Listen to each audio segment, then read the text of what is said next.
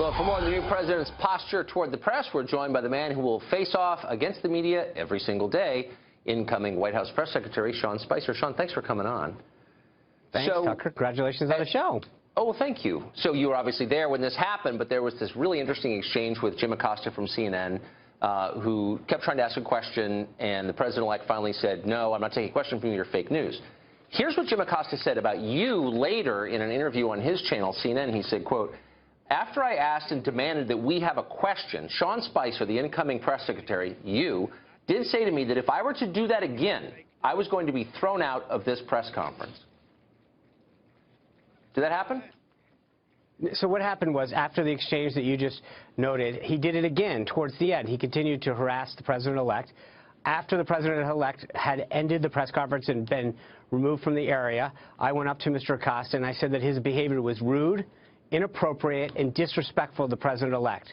He told me that he thought that he had a right to ask a question, even though CNN had been granted a question to one of their other correspondents. I informed him that I thought that no one should be treated that way and treated that disrespectfully, and that if he did it again in the future, I would have him removed. Tucker, you know, I've known you a long time. You know I'm a pretty solid Republican. I don't care whether you're a Republican or Democrat or an independent, but if someone did that to President Obama or President Clinton or, frankly, any other human being, I would say the same thing. No one needs to be treated with that level of disrespect and rudeness. I think Mr. Acosta owes the president-elect and, frankly, the entire press corps an apology for his childish and inappropriate behavior. So the president-elect basically made that same point. I mean, from the podium, he said, you're fake news.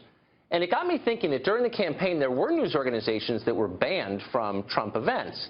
And I'm sort of wondering now why. I mean, the president-elect is certainly capable of responding directly to people he doesn't like in the media. He's pretty good at it, and I think he probably gets some sympathy from viewers when he does it. So why would he ban news organizations when he so clearly enjoys batting them around? Well, he's not, and I think as he enters the presidency, he is committed to ensuring that the people's house has access to the press. And again, I don't think you're going to see that, but I think that what the president-elect did today is something he's done in the past. He's going to do it again.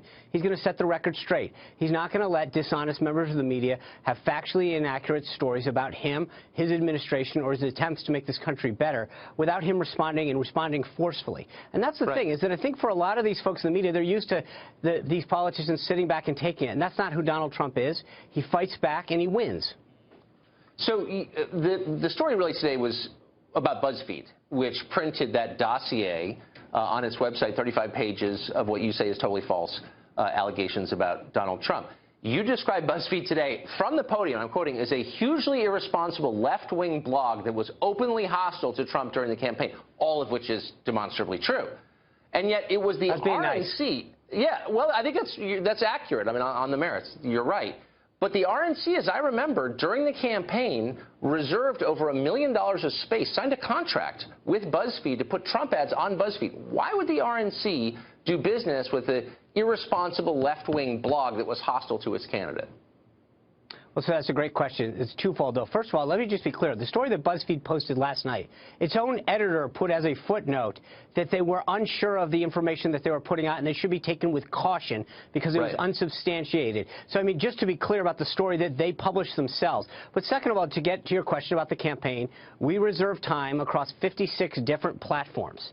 So everything from, you know, the Daily Caller, Fox News, BuzzFeed. And the idea was we didn't have to put any money down. We could reserve time and ads across over 50 platforms, whereas we came down the final stretch of the election. If our data told us the missing voters were on the Huffington Post, or if they were on Newsmax, or if they were on FoxNews.com, that we had the time reserved to go after those key constituencies where we knew that we had to get out the vote. The idea was to cover all of our bases across the political spectrum to be ready to ensure that we had the capability to go after the voters we needed. And frankly, if you look at the election in terms of the states that we did, we had an amazing candidate with an amazing message, and he combined that with an amazing data and digital operation and field operation that propelled us to victory. So we did exactly the right thing. We'll do it again, and I think it's going to be the gold standard going forward. But did you really think you were going to find Trump voters on an irresponsible left-wing blog?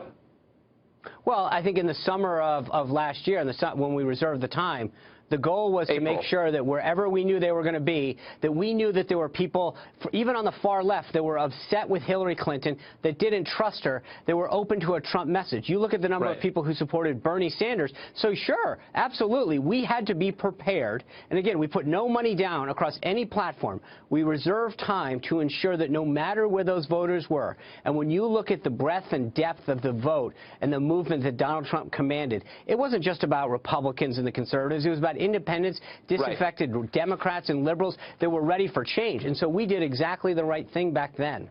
I think that's a fair point. So let me just finally put in a plea to you. So I know that you're going to redo in ways that are not yet clear the way the press operation works at the White House, and it's probably overdue. And you're probably going to bring in a lot of people who haven't been allowed in the briefing in the past, and that's fine with me.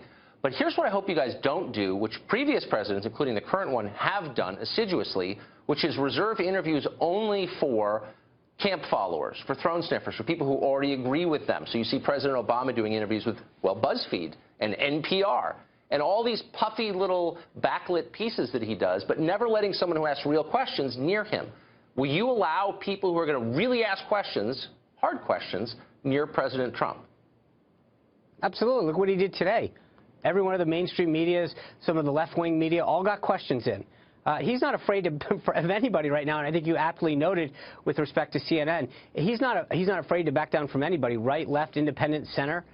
He is tough. He's going to answer the questions and deliver a very forceful message. So I don't think it has to do with the outlet. He'll take on anybody and deliver the message that he's going to make this country better again, whoever wants to hear it and is willing to give him a shake for it. Does he like the brawling, or does he just seem to like the brawling? I mean, to the extent you can speak for his mood, he seems to like it. He enjoys actually talking about what he wants to do to make the country better again. He enjoys talking about the successes that he's had, whether it's Carrier, creating jobs with SoftBank or Sprint, or bringing down the tax burden that people are having to pay for the F-35 or the new Air Force One. But I think what happens is when people want to engage negatively with him or attack him, he's going to fight back. If you want to have a conversation and engage in a polite and respectful manner with the president-elect, he's going to treat you in kind. But if you come in hot and want to be disrespectful and rude, as Jim Acosta was today, he's not going to sit back and take it. This is a man who fights and wins. Noticed. Sean Spicer, thanks a lot for joining us, and congrats on the new job. Thanks, Tucker.